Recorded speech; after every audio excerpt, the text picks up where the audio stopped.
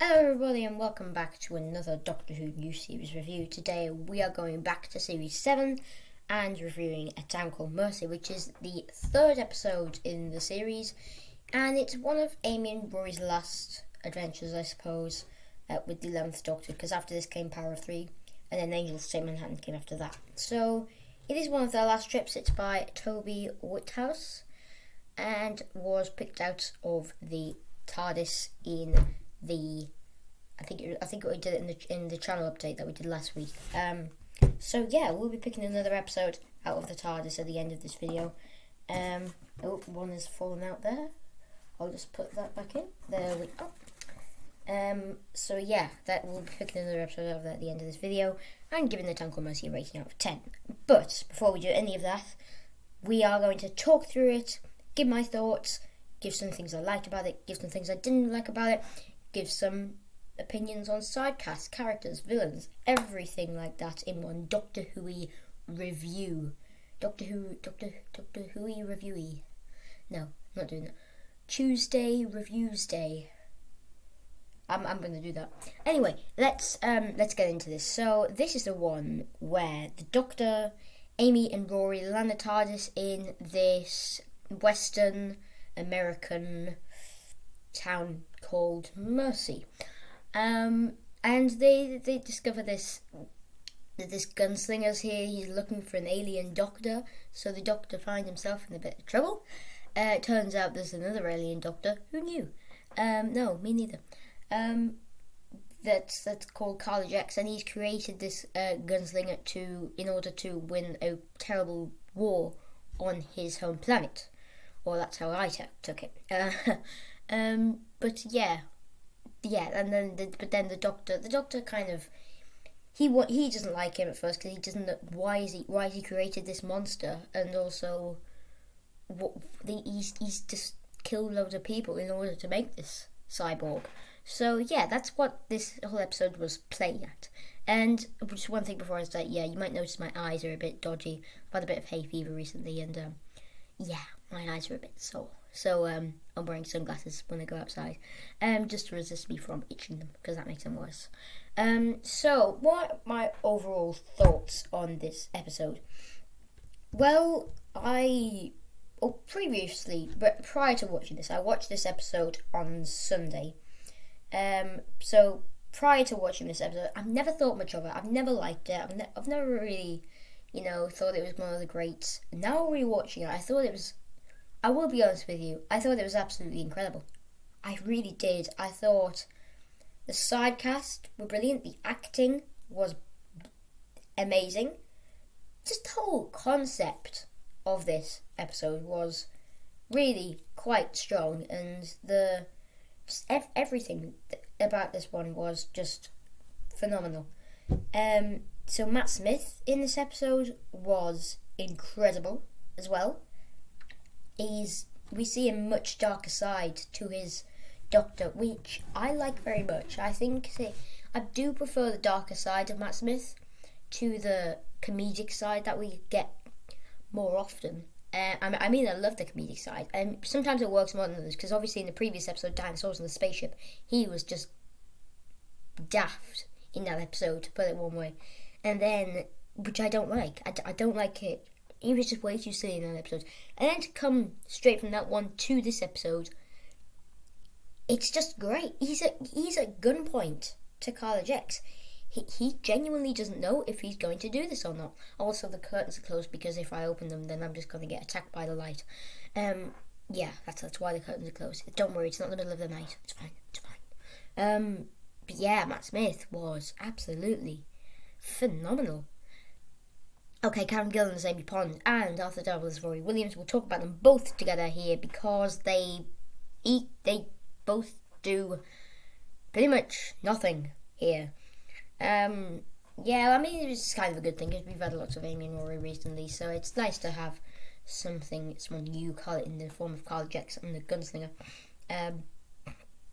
But I said in the God Complex review last week, which is also by Whithouse, that they didn't really do much in there. They do even less here. They don't get much dialogue, even that. But yeah, I think Rory, to be honest, gets more to do than Amy.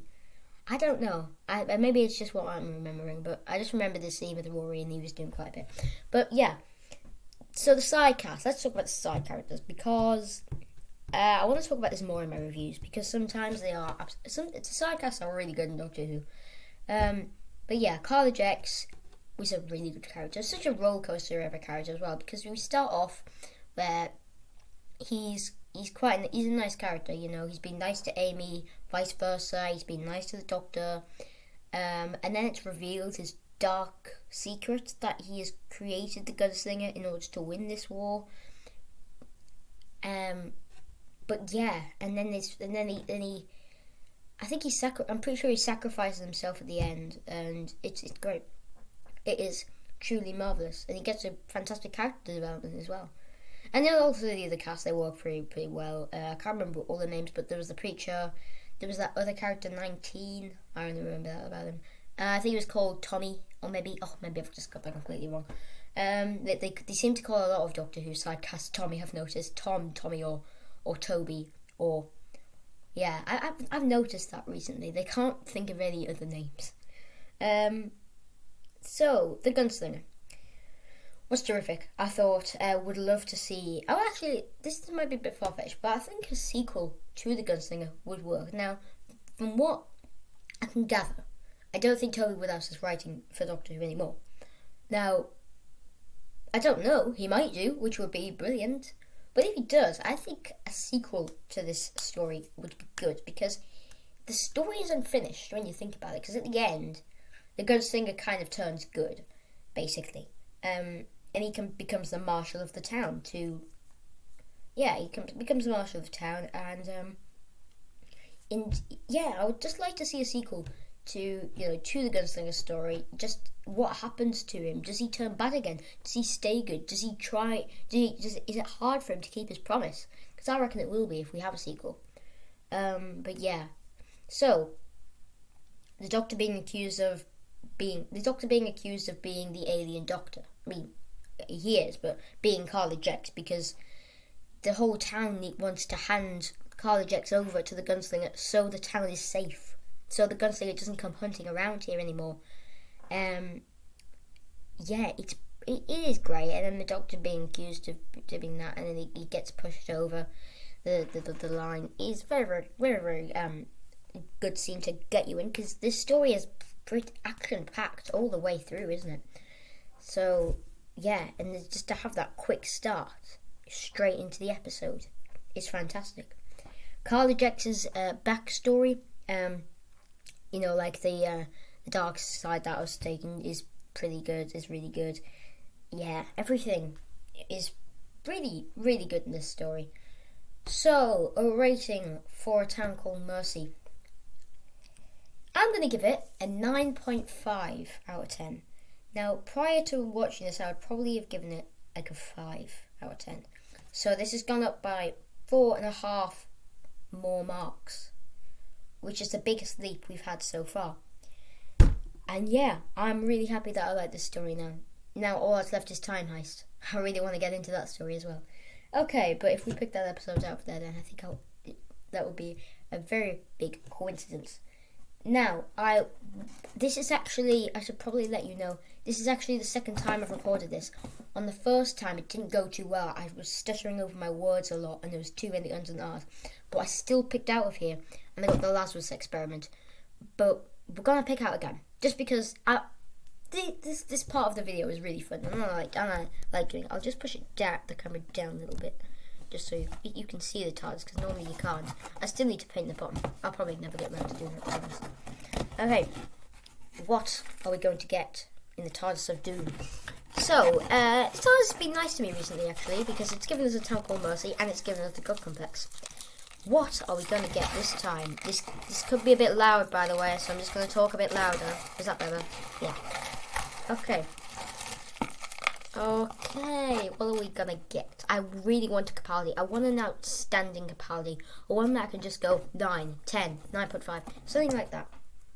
Okay, I've got one. What will this piece of paper hold inside? Who knows? Okay.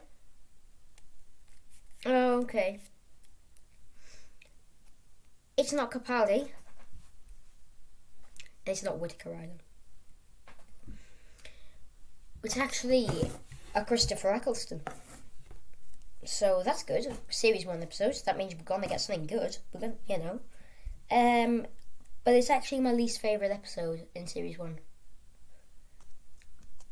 The Unquiet Dead. Okay, I'm actually quite happy with that one because I do quite like those episodes, and it is the weakest in Series 1 in my opinion, but it's a good episode. It's one of Mark Gatiss' better scripts. So, The Unquiet Dead next week. It's from Series 1. So, that review will be going up on Tuesday next week. So, yeah, I hope you enjoyed this video. If you did, what to do, like it. And then hit that big red friendly button down there. It's just down there that says subscribe. Because I really appreciate that. That would really help the channel. And then comment your thoughts down below. Just down there, you know. Where it says add a public comment. So yeah, do all of those things. I mean, you don't have to, but you know, I really appreciate that. And also check out my discussion page over at my channel because that holds very good updates on my channel. What's coming up, upcoming videos, stuff like that. So until next time, it's goodbye. Anything else? I don't think so. Bye.